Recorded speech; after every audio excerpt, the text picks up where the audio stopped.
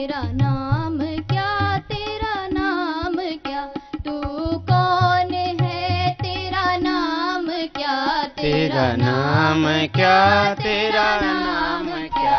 मैं शुद्ध हूँ, मैं बुद्ध हूँ, मैं अनादि व अनंत हूँ। मैं शुद्ध हूँ, मैं बुद्ध हूँ, मैं अनादि व अनंत हूँ। मैं निर्विकार निराकार, मैं प्राण का आधार हूँ। मैं निर्विकार निराकार, मैं प्राण का आधार हूँ। मैं प्राण का आधार हूँ। मैं प्राण का आधार हूँ। मुझ में पवन सा वेग है और सिंधु जैसी प्रशांतता। मुझ में पवन सा वेग है और सिंधु जैसी प्रशांतता। मैं आत्मा हूँ, आत्मा नित्य शुद्ध निर्मल आत्मा। मैं आत्मा हूँ, आत्मा नित्य शुद्ध निर्मल आत्मा।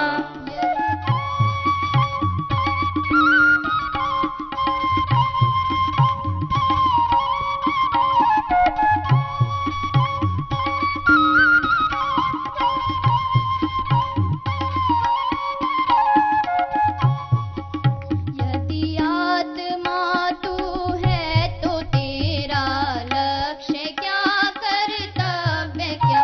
यदि आत्मा तू है तो तेरा लक्ष्य क्या, कर्तव्य क्या। है लक्ष्य मेरा चित्त की प्रतिपल प्रशांत वाहिता। है लक्ष्य मेरा चित्त की प्रतिपल प्रशांत वाहिता। पुरुषार्थ और प्रसन्नता, निर्लोभता निष्कामता। पुरुषार्थ और प्रसन्नता, निर्लोभता निष्कामता। निर्लोभता निष्कामता, निर्लोभता निष्कामता। निज कर्म मन और वचन में धारण करूं मैं पवित्रता। निज कर्म मन और वचन में धारण करूं मैं पवित्रता। है लक्ष्य मेरा सर्वविद वो जग पिता परमात्मा। है लक्ष्य मेरा सर्वविद वो जग पिता परमात्मा।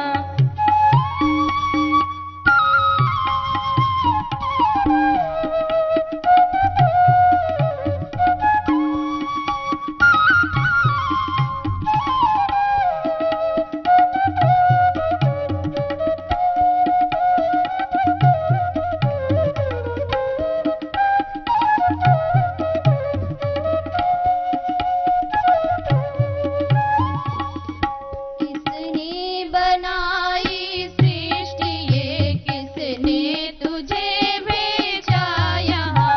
किसने बनाई सृष्टि ये, किसने तुझे भेजा यहाँ। है कौन वह कवि क्रांतिदर्शी, ढूंढता जिसको जहाँ। है कौन वह कवि क्रांतिदर्शी, ढूंढता जिसको जहाँ। वो जग पिता परमात्मा है, ढूंढता जिसको जहाँ। वो जग पिता परमात्मा है, ढूंढता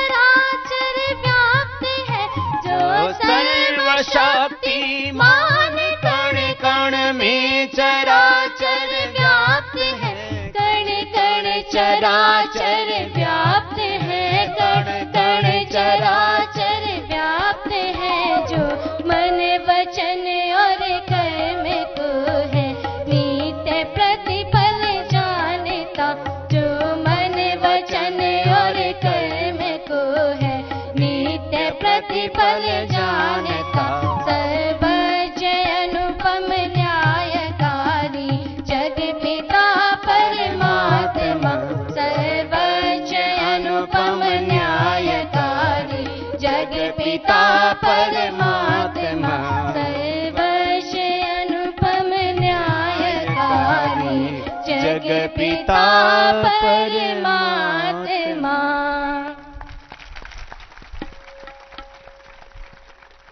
विगत 20 वर्षों की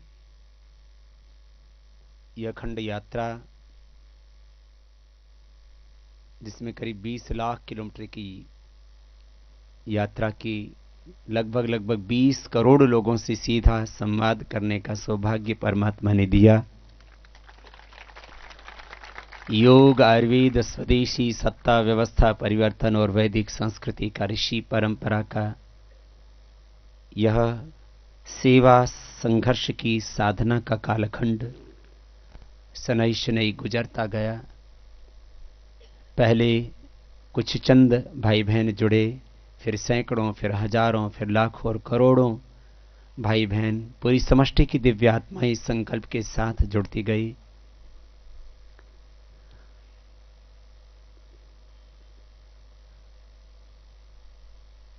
मैंने एक दिन इस बात को कहा था कि हम आगे तो बढ़ना चाहते हैं, लेकिन अतीत का राग, अतीत का शोक, वर्तमान का राग और भविष्य की चिंताएं ये हमें रोक देती है। अतीत का राग, अतीत का शोक, वर्तमान का राग और भविष्य की चिंताएं ये हमें रोक देती हैं। चाहे बढ़ना तो चाहते हैं आगे, और एक एक क्षण जीवन का बीतता जाता है। इसलिए मैंने कहा था 1 डे इक्वल टू 1 लाइफ। इस संकल्प के साथ मैंने एक एक दिन को जिया।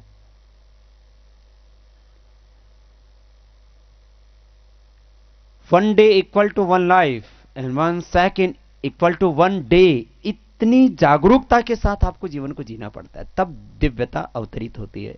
पूज्य स्वामी सोमानंद जी महाराज,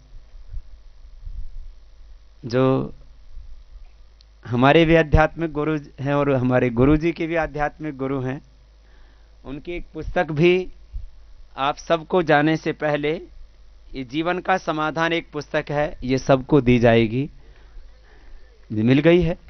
और एक ये साधना पथ, ये भी मिल गई है। ये इंग्लिश में बहुत जल्दी आ जाएगी, अभी हिंदी में ले लीजिए, तब तक इससे काम चलाइए। जो हमारे फॉरेनर फ्रेंड्स हैं, उनको जिनको हिंदी नहीं आती, उनको थोड़ी दिक्कत है। और जाने से पहले एक और नई रचना है, साधक पाथे, ये भी आपको उपलब्ध करवा दिया जाएगा। तो जिनको नहीं मिली है उनको और उपलब्ध करा देंगे। तो पूज्य स्वामी जी महाराज कहते थे, जिन्होंने क्षण को पहचान लिया वो विद्वान हो गया, उसमें ज्ञान घटित हो जाता है। और जिसने कण को पहचान लिया वो धनवान हो गया। छोटी छोटी बातें हैं, और छोटी छोटी बातों में जीवन का समग्र सत्य समाहित होता है। मैंने 2 शब्द कहे थे अपने जीवन के संदर्भ में कि जब बचपन में निकला था घर से, तब संकल्प और पुरुषार्थ ये मेरे जीवन के आधार थे। और आज जीवन के जिस धरातल पर खड़ा हूं, ब्रह्म भाव और निष्काम सेवा भाव, और फिर इसमें समष्टि की आहुतियां लगी, और आज यह अनुष्ठान इतने दिव्य और इतने भव्य रूप में खड़ा हुआ। हम सफर हैं, हम राही हैं अनंत के पथ पर, भगवान के पथ पर आगे बढ़ने वाले। मैं प्रथम श्रद्धेय गुरुदेव से कहूँगा सबको अपने आशीषों से कृतार्थ करें, उसके बाद हम आगे चर्चा करेंगे।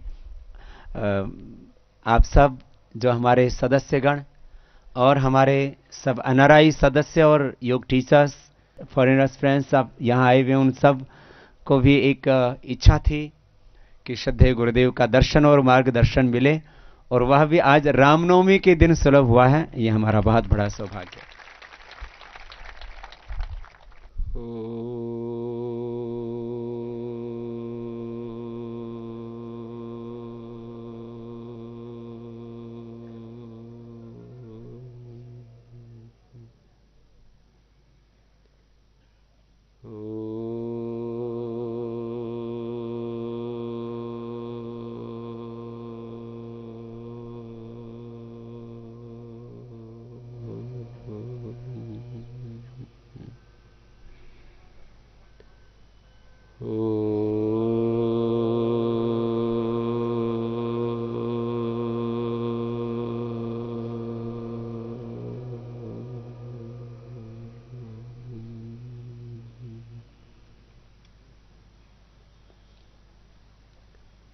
उस परम प्रभु को हम प्रणाम करते हैं जिसकी कृपा से हम देख पा रहे हैं, सुन पा रहे हैं, विचार कर पा रहे हैं। भोजन को अपने उदर में पहुंचने पर उसका पाचन हो पा रहा है। इस संसार में हम अपने विकास को साधित कर पा रहे हैं, जिसके कारण से ये पांच भौतिक जो जगत है वो हमारे समक्ष उपलब्ध हुआ। ये जीवगण, विविध जीवगण जिनके हम साक्षी हैं, हम भी उसके एक भाग हैं। उसके कारण से ही हमारा अस्तित्व है। केवल पदार्थ उसने नहीं दिया, पदार्थ को उपयोग करने का तरीका भी बतलाया, और स्वयं जिसने अपना परिचय भी दिया, अपना स्वरूप भी बतलाया और अपने अस्तित्व को भी सिद्ध किया। ऐसे उस प्रभु को हम प्रणाम करते हैं और करते रहें। और जिस प्रभु की कृपा से हमको ऐसे प्रिय स्वामी जी का सानिध्य मिला और ऐसे प्रिय स्वामी जी का संपर्क मिला, जिन्होंने करोड़ों करोड़ों लोगों को मार्गदर्शन दिया, जिनका तेज, जिनका हृदय का प्यार, जिनकी वाग्मिता, जिनका धैर्य, जिनके इस समष्टि को सुंदर बनाने के लिए ललक, ये सारे बहुत सारे विरोधी गुण इकट्ठे हो रहे हैं। ऐसे उन स्वामी जी का सानिध्य मिला। अपने अपने तरीके से सभी लोग जिनके आशीर्वाद से, जिनके प्रेम से, जिनके सहयोग से उन्नति कर रहे हैं, हजारों हजारों लोग। यहाँ मैं देखता हूँ पतंजलि योगपीठ में कितने सारे लोग कैसे जैसे कि अपने घर में रहते हैं, ऐसे अपने जीवन को यहाँ पर विकास की तरफ, उन्नति की तरफ ले जा रहे हैं। तो ऐसे उस परम प्रभु की कृपा से श्री स्वामी जी का प्रेम, आशीर्वाद, सहयोग और इनका संरक्षण, मार्गदर्शन सबको मिल रहा है, मिला। तो ऐसे उस प्रभु को प्रणाम जो समस्त ज्ञान और पदार्थ का स्रोत है। सारी सत्य विद्याएं और उन विद्याओं के द्वारा हम जिस चीज़ों को, जिन जिन चीज़ों को भी जानते हैं, पहचानते हैं, उन सब का मूल स्रोत ऐसा वो प्रभु, उसको हम प्रणाम करते हैं। उसके रीत नियम इस सृष्टि में कण कण में व्यापक हैं। तो ऐसे उस प्रभु को प्रणाम, और उसके साथ उस प्रभु की कृपा से जो सुयोग हमें मिले हैं जीवन को विकसित करने के, वो दिव्य ज्ञान जो हमारे लिए एक सही राह दिखा रहा है, हमारे जीवन को आनंद से भर रहा है, तो है तो सब कुछ परमात्मा की तरफ से, लेकिन कुछ कुछ चीजें निमित्त बनती हैं। तो प्रिय स्वामी जी जिनके सानिध्य में ये सब हो रहा है, उनको भी हमें प्रणाम करना चाहिए, निरंतर प्रणाम करना चाहिए।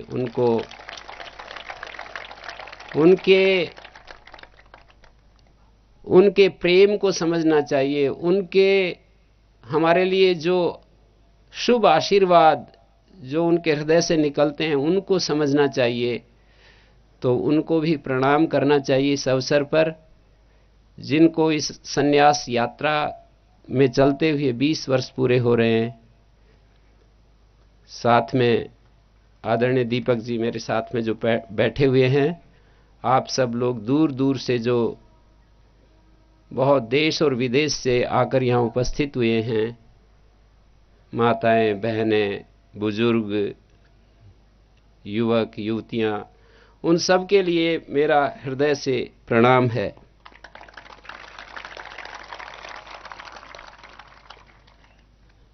हम प्रतिदिन वरुण सूक्त का अभी कुछ दिन से अध्ययन कर रहे हैं।